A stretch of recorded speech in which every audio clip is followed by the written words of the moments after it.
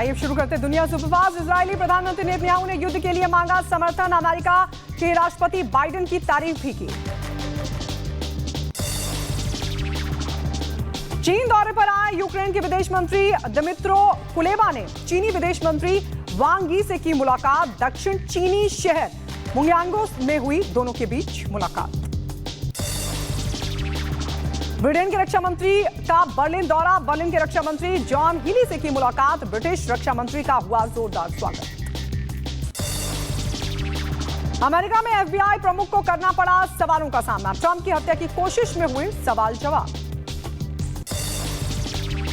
Israel ने Gaza के खान यूनिस शहर पर किया मिसाइली अटैक। हमास के कई ठिकानों को किया तबाह। फ्रांस की एयरफोर्स ने इंडोनेशिया में बनाया नया अड्डा। चीन की हर गतिविधि पर रखेगा नजर। यूक्रेनी राष्ट्रपति दिमित्री पेस्कोव ने कहा कि यूक्रेन रूस के साथ शांति वार्ता को तैयार। रूस ने कहा कि वो यूक्रेन के शांति समझौते का इंतजार करेगा। चीन में भारी बारिश की वजह से सड़कों पर भरा पानी। कई सड़कें टूट गईं। लोंगनान और गांसू की सड़कों पर भरा जबरदस्त पानी। चीन उत्तरी पश्चिमी प्रांत में हुई मूसलाधार बारिश। करीब 6000 लोगों से इलाका खाली करने के लिए कहा गया। फिलीपींस की राजधानी मनीला में बाढ़ के कारण हालात हुए खराब। बाढ़ और बारिश में करीब 13 लोगों की मौत की खबर।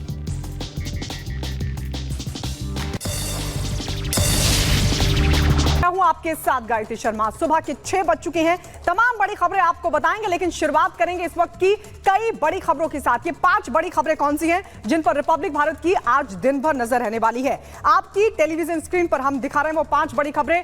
कांग्रेस चंदा मांग रही है, 5 रुपए देना होता है, और इसको लेकर क्या सवाल उठ रहे हैं वो हम आपको बताएंगे। और साथ ही आपको बताएंगे घाटी में ऑपरेशन खास लगातार जारी है। आतंकियों की कमर तोड़ने के लिए ऑपरेशन ऑल आउट सेना बड़े स्तर पर चला रही है। तो वहीं बरेली में बुलडोजर एक्शन। आपको बता दें मुहर्रम के जुलूस के दौरान हिंदू इलाके में पत्थरबाजी हुई थी और अब इस मामले में बड़ा एक्शन लेने की तैयारी है। तो वहीं पुलिस पर दफा 302 क्यों लग रही है यह भी आपको बताएंगे। और साथ ही आपको बताएंगे बादलों का ब्रेक फेल और लगातार देश के अन्य इलाकों में बारिश का सितम देखने को मिल रहा है और लोग खासे परेशान हैं। तो ये बड़ी खबरें, 5 बड़ी खबरें दिन भर की जिन पर आज रिपब्लिक भारत की नजर रहने वाली है।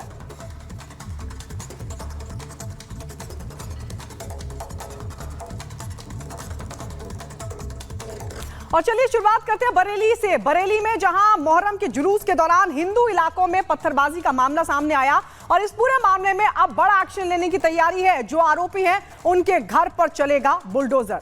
रिपोर्ट आपको दिखाते हैं।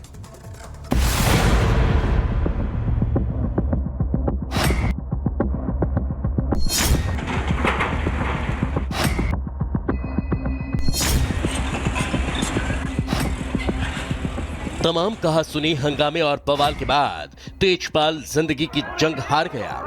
बेशक दुनिया के लिए तेजपाल के साथ की इस कहानी का अंत हो चुका था, लेकिन सीएम योगी आदित्यनाथ के लिए ये आरोपियों पर कार्रवाई की शुरुआत है। बाबा न गलत होने देते गए और न ऐसी किसी घटना को बर्दाश्त करते गए। यही कारण है कि अकबर नगर से बाबा का बुलडोजर बरेली की तरफ घूम चुका है। बरेली की सड़कों पर पीला पंजा आरोपियों के घर की तरफ बढ़ चुका है। हिंदू परिवारों पर हमला करने वाले उपद्रवियों के खिलाफ एक्शन शुरू हो चुका है।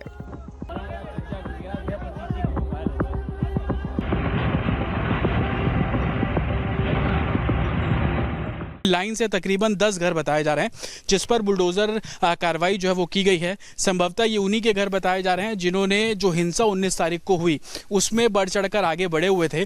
और प्रशासन का साफ तौर पर कहना है कि ये जो घर आप देख रहे हैं जो कि अब बुलडोजर जब यहाँ पर चला तो ये घर जो है वो कहीं ना कहीं सरकारी ज़मीन पर बने हुआ। हालांकि लोगों का भी कहना है कि अगर इस तरीके से हुड़दंग होगा, इस तरीके से अगर लॉ एंड ऑर्डर पर खतरा होगा तो कहीं ना कहीं बुलडोजर कार्रवाई करना जरूरी है। हिंसा के बाद से कई लोग फरार हैं। तो आप देखेंगे आसपास के जो घर हैं उनके दरवाजे तो खुले हुए हैं लेकिन घरों के अंदर कोई भी मौजूद नहीं है। बाबा का बुलडोजर भी एक्शन में आ गया है। कई आरोपियों के घरों पर बुलडोजर चला। मुहर्रम जुलूस के दौरान विवाद के बाद मर्डर मामले में 75 लोगों के खिलाफ केस दर्ज है। इनमें 10 आरोपियों के घरों पर बुलडोजर चला। इस कार्रवाई के पीछे की वजह है कि इनका ग्राम समाज की जमीन पर कब्जा कर घर बनाना। यूपी प्रशासन ने उपद्रवियों की 11 संपत्तियां चिन्हित की हैं। ग्राम समाज की जमीन पर अवैध कब्जे का आरोप है। कब्जा की हुई जमीन पर मस्जिद बनाने के आरोप हैं। बाकी जमीन पर पक्के मकान बनाकर कब्जा किया गया।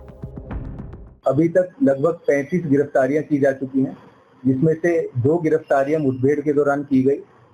उस मुठभेड़ में एक व्यक्ति घायल भी हुआ था। इसके अतिरिक्त गांव में प्रशासन द्वारा ये देखा गया कि कई आरोपियों के द्वारा गांव में ग्राम समाज की जमीन पर अतिक्रमण किया गया था। प्रशासन द्वारा वहां से अतिक्रमण हटाया गया है, ध्वस्तीकरण की कार्रवाई की गई है पुलिस की मौजूदगी में। अशरफ और आसिफ के मकान मिट्टी में मिला दिए गए हैं, मिट्टी हो चुके हैं, लेकिन अभी भी तेजपाल को इंसाफ मिलना बाकी है। और उस शाम को करीब 9 बजे, साढ़े 8 बजे मतलब हमारे घरों में उन लोगों ने मतलब एकदम हमला बोल दिया। 19 तारीख की रात को मतलब करीब 8, साढ़े 8, 9 बजे। कितने लोग आए थे? 70-80 लोग थे और 60-70 उन लोगों पे असले थे। डंडे लेके आए, गोलीबारी चली रहा। फायरिंग हुई? हाँ जी। लगभग कितने राउंड फायरिंग हुई? लगभग सर 2-3 राउंड फायरिंग हुई। अच्छा। हाँ जी। तो कितने लोग घायल हुए हैं आपके पक्ष के? ये हुए लोग 6-7। मेरे भाई खेत पात पे जा रहे थे तो सभी लोगों ने घेर के मारा था। किसने?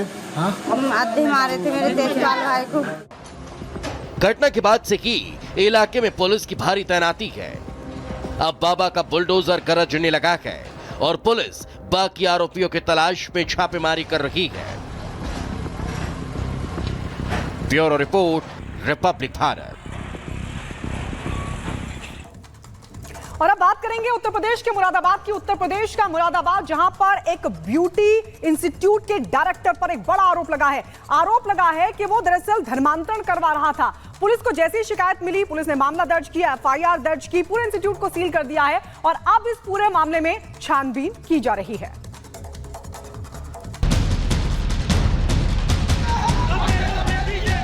जबरन धर्मांतरण महापाप है, इसे सुप्रीम कोर्ट ने भी गैर कानूनी बताया। बावजूद इसके धर्म के नाम पर गिरोह चलाने वाले लोग बाज नहीं आ रहे। ताजा मामला उत्तर प्रदेश के मुरादाबाद से सामने आया, जहां ब्यूटी सेंटर की आड़ में धर्मांतरण गैंग अपनी दुकान चला रहा था। छात्र छात्राओं को गुमराह कर धर्म परिवर्तन के लिए दबाव बनाया जा रहा था। मामला संज्ञान में तब आया जब ब्यूटी सेंटर के छात्रों ने इसकी शिकायत मुरादाबाद के सिविल लाइन थाने पहुंचकर पुलिस से की। बच्चों ने कोचिंग संचालक पर जो आरोप लगाए वो बेहद गंभीर और चौंकाने वाले थे। छात्रों के मुताबिक कोचिंग के अंदर छात्रों पर धर्मांतरण का दबाव बनाया जाता था। क्लास के दौरान उन्हें इस्लाम धर्म के फायदे गिनवाए जाते थे। हिंदू लड़कियों को कोचिंग में पढ़ने वाले मुस्लिम लड़कों से दोस्ती के लिए कहा जाता था। हिंदू बच्चों को नॉनवेज खाने के लिए प्रोत्साहित किया जाता था। इतना ही नहीं, बिंदी, सिंदूर और मंगलसूत्र पहनकर आने पर रोक लगा दी गई थी। ब्रेन वॉश ये किया जाता है कि वो पहले एक हिंदू थी और उन्होंने वो कन्वर्टेड हुई है, वो मुसलमान बनी है, तो उन्होंने शादी की। तो वो हमें कहानियाँ बताती है कि देखो मैं 19 साल की एज में घर से भाग गई थी और देखो आज मैं अपने परिवार के साथ इतना खुश हूँ। मेरा हस्बैंड मेरे को बहुत खुश रखते हैं और मेरी जो फैमिली थी वो भी आज मान गई है। अगर इन फ्यूचर तुम भी ऐसा कुछ करते हो तो कोई दिक्कत नहीं होगी। छात्रों की शिकायत के बाद धर्मांतरण गैंग के खिलाफ ताबड़तोड़ एक्शन शुरू हो चुका है। सेंटर के संचालकों पर कानूनी शिकंजा कसना शुरू कर दिया गया। पुलिस ने डायरेक्टर शहनवाज खान और उसकी पत्नी रकशनंदा खान के खिलाफ में धार्मिक आस्था